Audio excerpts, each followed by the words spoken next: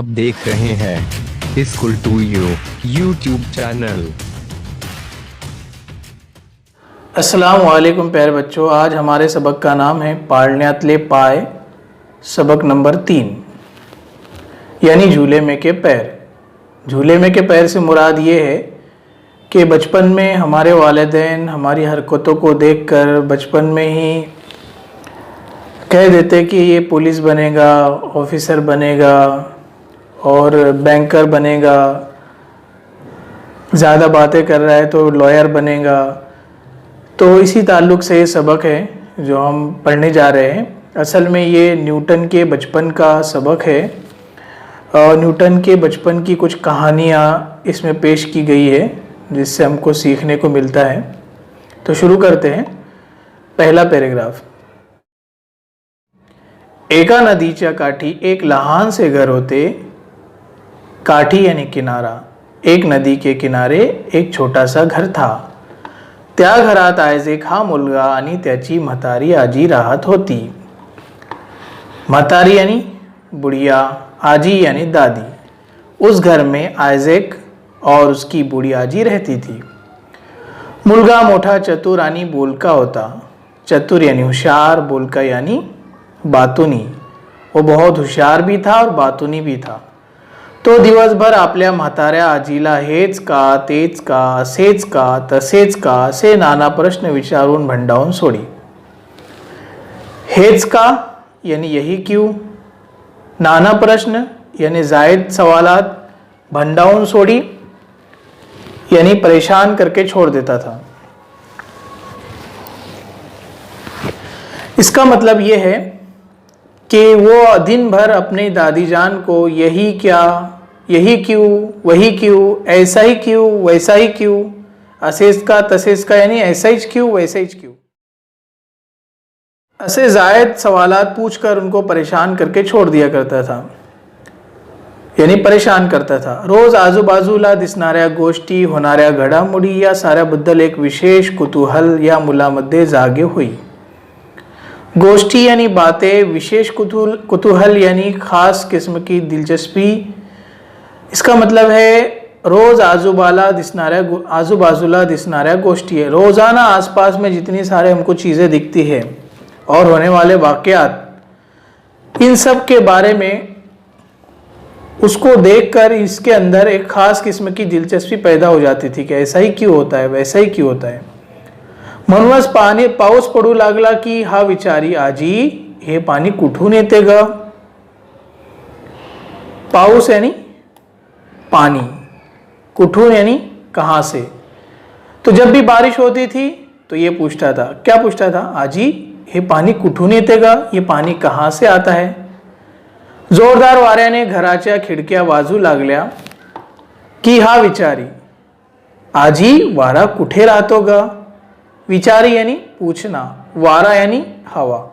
जब भी जोरदार हवा से खिड़कियां बजती थी तो ये फिर पूछता था, आजी यानी दादी जान ये हवा कहाँ रहती है।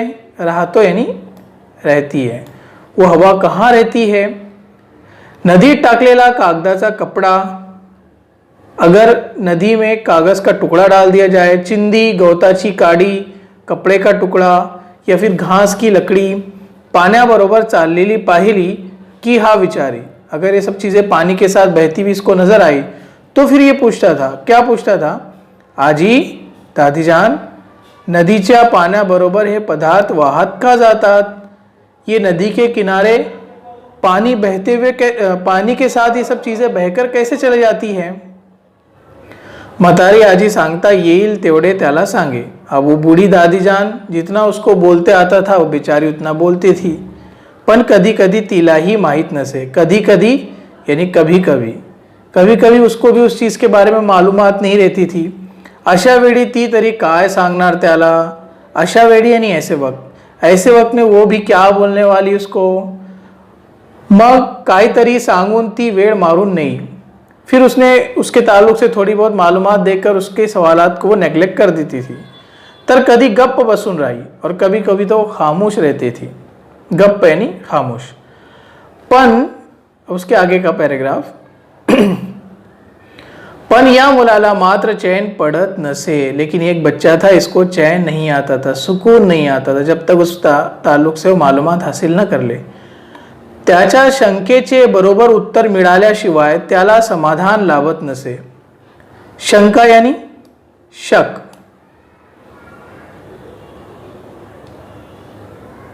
समाधान यानी इत्मीनान. जब तक उसके दिल में जो शक है उसके ताल्लुक से उसको पूरी तरह से मुतमईन ना कर दिया जाए तब तक उसको इत्मीनान नहीं आता था. जब तक उसको सही तरह से जवाब न मिल जाए उस वक्त तक उसको इत्मीनान नहीं आता था. उत्तर यानी जवाब. त्यासाठी तो मग शेजाऱ्या पाजाऱ्याकडे जाऊनही प्रश्न विचारत बसे. त्यासाठी यानी उसके लिए, शेजाऱ्या पाजाऱ्याकडे यानी आस पड़ोस वालों के लिए, उसके लिए वो आस पड़ोस वालों से भी जाकर सवालात करते बैठ जाया करता था. कधी कधी तासनतास आभाळाकडे टक्क लावून बसे तर कधी नदी किनारी तहान भूक विसरून जाई. तासनतास यानी घंटों, आभाळ यानी बादल, तहान भूक, भूख प्यास. इसका मतलब समझेंगे. कभी कभी तो वो घंटों आसमानों की तरफ देखते हुए बैठ जाया करता था, टक लगाकर बैठ जाया करता था, एक जैसा आसमान को देखता था. तर कधी नदी किनारी तहान भूख विसरून जाई, और कभी कभी तो नदी के किनारे बैठता था तो भूख प्यास भी भूल जाया करता था, वो सब चीजें सोचता था. उसके आगे, एके दिवशी तो असाच खडकावर नदीच्या पाण्यात पाय सोडून बसला होता. एक दिन ऐसे ही वो खड़क पर बैठकर पानी में पैर छोड़कर बैठा हुआ था, यानी पैर डुबाए हुए बैठा हुआ था. सोडून यानी छोड़कर. घरात म्हातारी आजी जात्यावर धान्य दळत होती, और इधर घर में जात्यावर ये चक्की एक किस्म की पुराने ज़माने में से गोल गोल चक्की हुआ करती थी, उसको यहाँ पर कहा गया है. वहाँ पर वो क्या अनाज पीस रही थी. धान्य यानी अनाज, दड़त यानी पीस रही थी घर में. इधर ये पानी में पैर डूबे हुए बैठा हुआ था, और उधर दादी जान चक्की पर अनाज पीस रही थी. जात्याचा घर्र घर्र आवाज ऐकू येत होता. वो जो चक्की पीस रही थी उसका कैसा आवाज आ रहा था? घर्र घर्र आवाज आ रहा था. मुलाने कान त्या फिरत्या जात्याच्या आवाजाकडे नी डोळे वाहत्या पाण्याकडे होते. कान यानी कान, डोळे यानी आंखें, वाहत्या यानी बहते हुए, वाहत्या यानी बहते हुए. अब आगे इसका मतलब समझेंगे. उस बच्चे के कान वो फिरती हुई चक्की की तरफ थे और आंखें बहते हुए पानी की तरफ थे. चटकन त्याच्या मनात आले. चटकन यानी फौरन, मनात यानी दिल में. फौरन उसके दिल में आया. क्या आया? हे पाणी दगड गोट्यांनाही आपल्या बरोबर वाहून नेत आहे. ये पानी दगड़ गोटे यानी पत्थर, ये पानी तो अपने साथ पत्थरों को भी बहाकर लेके जाता है. एवढी शक्ती जर या वाहत्या पाण्यात आहे तर मग यांच्याकडून आणखी काम का करून घेई नये. अब वो सोच रहा है, एवढी शक्ती, एवढी यानी इतनी इतनी ताकत बहते हुए पानी में है, वाहत्या पाण्यात यानी बहते हुए पानी में है, तर मग याच्याकडून आणखी काही काम का करून घेऊ नये. तो फिर इस पानी के जरिए हम इससे और दूसरा काम क्यों नहीं लिया जाता, या तो क्यों नहीं लेना चाहिए. इतना ताकतवर है कि अपने साथ पत्थरों को भी बहा कर लेके जाता है, फिर इस पानी से हमको दूसरा भी काम लेना चाहिए. ऐसा वो सोचने लगा. ये है school to you YouTube channel. ठरलेच मनाशी निर्णय पक्का झाला. ठरलेच, अब तय किया उसने. निर्णय यानी फैसला. उसने अपने दिल से पक्का फैसला कर लिया. तो उठला, वो उठा, घरी गेला, घर पर गया. त्याने आपली पुरचुंडी काढली, एक तरह की कपड़े की थैली जिसमें पैसे वगैरह रखते हैं, उसको पुरचुंडी बोलते हैं. उसने अपनी थैली निकाली. आजीने वेळोवेळी खाऊसाठी दिलेले पैसे काटकसरीने खर्च करून त्याने ही पूंजी जमा केली होती. वेळोवेळी यानी वक्तन फवक्तन, खाऊसाठी यानी खाने के लिए, काट कसर यानी बचा कर रखना, बचाते हुए. आजीने वेळोवेळी खाऊसाठी दिलेले पैसे काटकसरीने खर्च करून त्याने ही पूंजी जमा केली होती। दादी जान ने वक्तन फौक्तन खाने के खर्च के लिए जो पैसे दिए थे उसने उसको बचाकर ये जमा पूंजी जमा किया था। त्या पैशातून त्याने काही वस्तू खरीदी केल्या। उन पैसों से उन्होंने कुछ चीजें खरीदा। किसने? आयझॅक ने। नदी किनारी खडकावर बसूनच त्याने एक चक्र तैयार केले। नदी के किनारे पत्थर पर बैठकर ही उसने एक चक्र तैयार किया, चक्री बनाया। ते चक्र त्याने एका सळईला जोडले। सळई यानी लकड़ी, लकड़ी का टुकड़ा। उसने एक चपटे लकड़ी से उस चक्री को जोड़ा। पाण्याच्या जोराने चक्र फिरेल अशा रीतीने ते त्याने प्रवाहाजवळ बसवली। प्रवाहाजवळ यानी पानी के बहाव के पास, रीतीने यानी तरीके से। तो पाण्याच्या जोराने चक्र फिरेल, पानी के जोर से वो चक्री बनाया था वो फिरना चाहिए, ऐसे तरीके से उसने पानी के बहाव के पास वो चक्की जोड़ा। पाण्याच्या प्रवाहाने चक्र फिरू लागले और वो पानी के बहाव से वो चक्री घूमने लगी। तशी सळई फिरू लागली।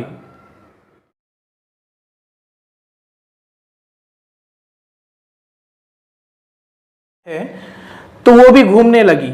सड़ई भी उसके साथ क्या घूमने लगी। चक्री भी घूमी और सड़ई भी घूमने लगी उसके साथ। फिरते चक्र पाहून त्या मुलाला एवढा आनंद झाला की तो धावत धावतच घरी आजीकडे गेला। पाहून यानी देखकर, आनंद यानी खुशी।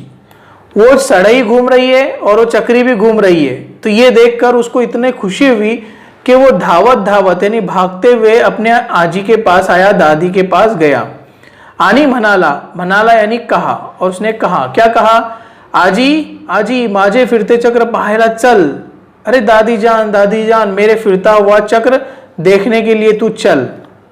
अब नेक्स्ट, आजी त्याच्या बरोबर गेली, पण तेवढ्यात त्याच्या मित्रांनी चक्र तोडून टाकले होते। कारण तो एकटाच काहीतरी करत बसलेला पाहून ते त्याच्यावर चिडलेले होते। तेवढ्यात यानी उतने में, मित्र यानी दोस्त, मोडूने यानी तोड़ देना, कारण यानी वजह, काहीतरी यानी कुछ तो भी। इसका मतलब समझेंगे। आजी त्याच्याबरोबर गेली, वो दादी जान आयझॅक के साथ तो गई, पण तेवढ्यात त्याच्या मित्रांनी चक्र मोडून तोडून टाकले होते। लेकिन वो चाक जो उसने बनाया था, सड़ई के साथ घूम रहा था, वो उसके दोस्त ने तोड़ दिया। कारण तो एकटाच काहीतरी करत बसलेला पाहून ते त्याच्यावर चिडलेले होते। अच्छा, क्यों तोड़ा? क्योंकि वो आयज़ैक अकेला कुछ तो भी करते हुए बैठा, अपने दोस्त के साथ नहीं खेल रहा था, इसलिए वो चिढ़ गया था उसका दोस्त, इसलिए उसने तोड़ दिया। तो राग त्यांनी असा काढला होता। राग यानी गुस्सा, और वो गुस्सा उसने इस तरह से निकाला था। किस तरह से? वो सड़ई तोड़कर, वो चक्र तोड़कर। तिथे काहीच नाही, तिथे यानी वहां, काहीच यानी कुछ भी नहीं हे पाहून आजीलाही मुलाचा राग आला, और वहां पर कुछ नहीं ये देखकर भी दादीजान को बहुत गुस्सा आया।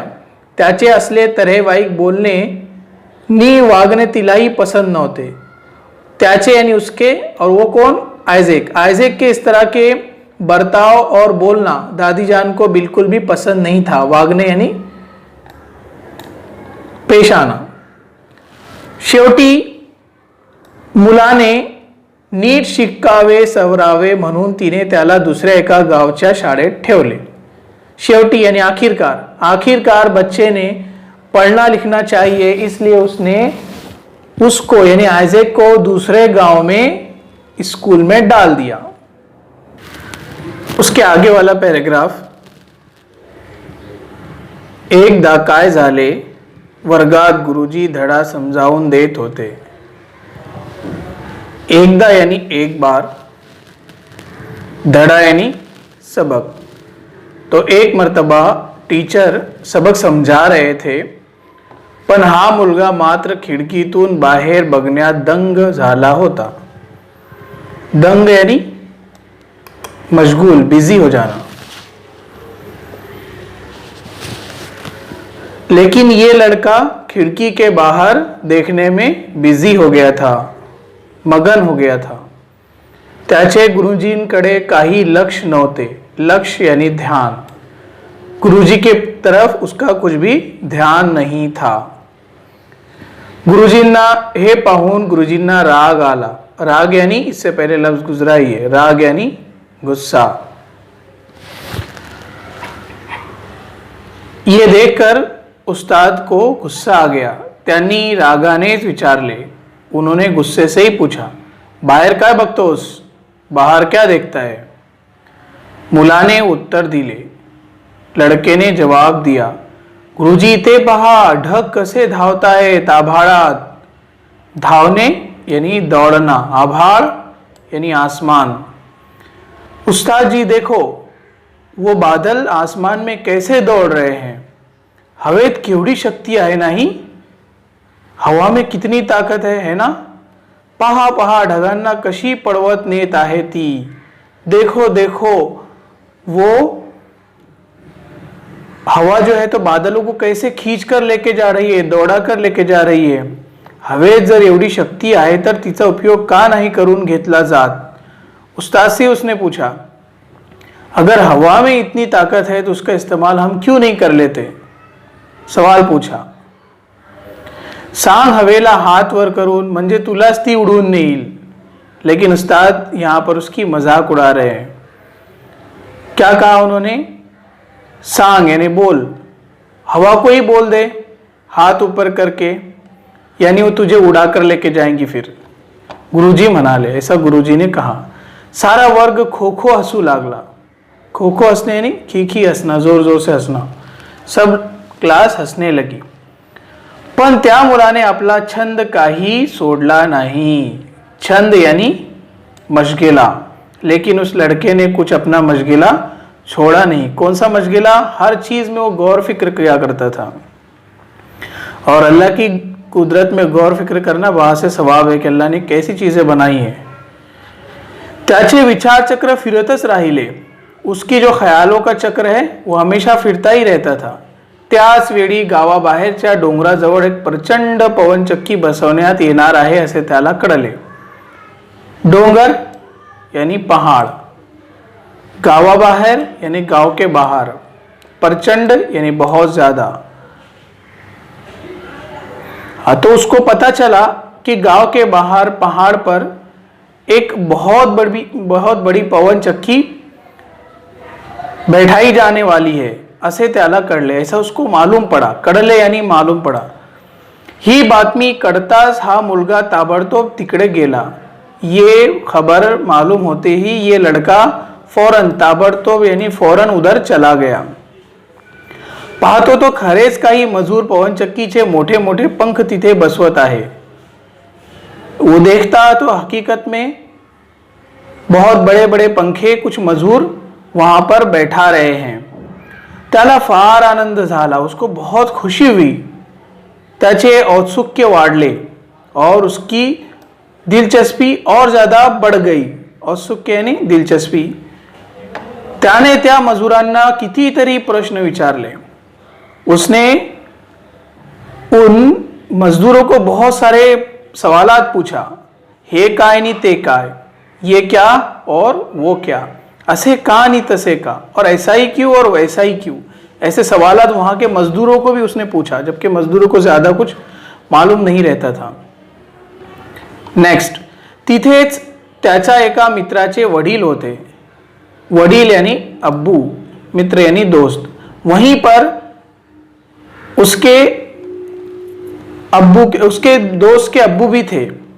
या मुलाची उत्सुकता पाहून त्यांना कौतुक वाटले और इस बच्चे की दिलचस्पी को देखकर, उत्सुकता को देखकर उनको हैरत हुई. कौतुक वाटणे यानी हैरत होना. त्यांनी या मुलाला पवनचक्की संबंधी सर्व माहिती समजावून दिली.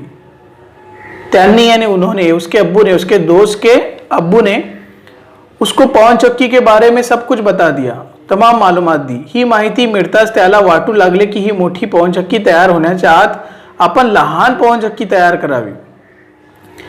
ये मालूमात मिलते ही, माहिती यानी मालूमात मिलते ही उसको लगने लगा कि ये जो बड़ी पवनचक्की यहाँ बन रही है उससे, वो तैयार होने से पहले हमें एक छोटी पवनचक्की बना लेना चाहिए, तैयार करना चाहिए, ऐसा उसको लगा. मनात येता स्वारी त्याच कामाला लागली. दिल में आते ही ये सवारी यानी ये लड़का काम पर लग गया. क्या बनाने के लिए? छोटी पवनचक्की बनाने के लिए. आवश्यक वस्तू जमवल्या आणि बऱ्याच खटाटोपानंतर त्याने पवनचक्की तैयार केली. जरूरत आवश्यक यानी ज़रूरत, वस्तु यानी चीज़ें, ज़रूरत की चीज़ें उन्होंने जमा की और खटाटोपानंतर बहुत उठापटक के बाद उसने ये पवनचक्की तैयार कर ली. छोटी पवनचक्की. मोठी पवनचक्की तयार होण्याच्या आत याची छोटी पवनचक्की फिरायलाही लागली. बड़ी पवनचक्की बनने से पहले जो पहाड़ पर लगाई जा रही थी उसके गांव के बाहर, वो बनने से पहले इसने अपनी छोटी पवनचक्की तैयार कर ली. या मुलाचे हे कर्तृत्व पाहून लोकांनी त्यांची तारीफ केली. कर्तृत्व यानी उसका फेल, काम. तो ये सब काम देखकर लोगों ने भी उसकी तारीफ की, त्याला शाबासकी दिली और उसको शाबाश कहा. पण या मुलाचे समाधान एवढ्याने कुठले व्हायला. लेकिन ये बच्चा तो ऐसा था कि इतने पर भी उसको इत्मीनान नहीं था. तो विचारमग्न होता, विचारमग्न सोच में डूबा हुआ. वो सोच में डूबा हुआ था, आपल्या तंद्रीतच होता और अपने आप में गुम था. एका मित्राने विचारले, एक दोस्त ने उससे पूछा, आता रे कसला विचार करतोस, अब क्यों तू सोच रहा है, पवनचक्की तो तैयार हो गई.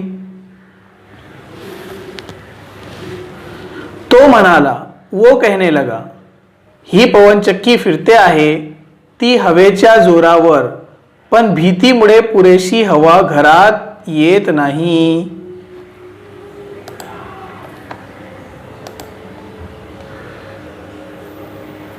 तो म्हणाला, वो कहने लगा, ही पवनचक्की फिरते आहे, ये पवनचक्की जो है तो घूम रही है, ती हवेच्या जोरावर. और वो कैसे? पवनचक्की का पवन यानी हवा. अब वो घूम रही है लेकिन हवा के जोर पर. पण भिंतीमुळे पुरेशी हवा घरात येत नाही. भिंती यानी दीवारें, और दीवारों की वजह से घर में हवा नहीं आती. ये तो पहाड़ों पर चलने वाली है और हवा तो घर में नहीं आ रही है दीवारों की वजह से. म्हणून व्हावे तेवढे काम होत नाही. इसलिए जितना काम होना चाहिए उतना काम नहीं होता. तेवढ्यात एक पिटुकला उंदीर तिथून पडाला. उंदीर यानी चूहा, पिटुकला यानी छोटा. उतने में वहां से एक छोटा सा चूहा गुजरा, दौड़ा, भागा वहां से. पडताना त्याच्या धक्क्याने ती छोटी पवनचक्की फिरली. जैसे चूहा वहां से दौड़ा, उसकी हवा से वो पवनचक्की घूमी. ते पाहून त्याला चटकन युक्ती सुचली. उसको युक्ती यानी प्लान, एक आइडिया. युक्ती यानी आइडिया. ते पाहून त्याला चटकन युक्ती सुचली. उसको एक आइडिया ध्यान में आई. त्याने एक लहानसा डब्बा तैयार केला. उसने एक छोटा सा डब्बा बनाया. एक खिळा ठोकून तो पवनचक्कीला जोडला और डब्बा एक खीले के जरिए उस पवनचक्की को ठोक दिया. मग एक मोठा उंदीर पकडून त्या डब्यात बंद करून ठेवला और फिर एक बड़ा चूहा पकड़ के उस डब्बे में क्या कर दिया? बंद कर दिया. डब्यातला उंदीर बाहेर पडण्यासाठी जोर जोराने डब्यात फिरू लागला. अब जो डब्बे में जो चूहा था वो बंद था, वो बाहर निकलने के लिए दौड़ने लगा, तो उसकी हवा से वो पवनचक्की भी घूमने लगी.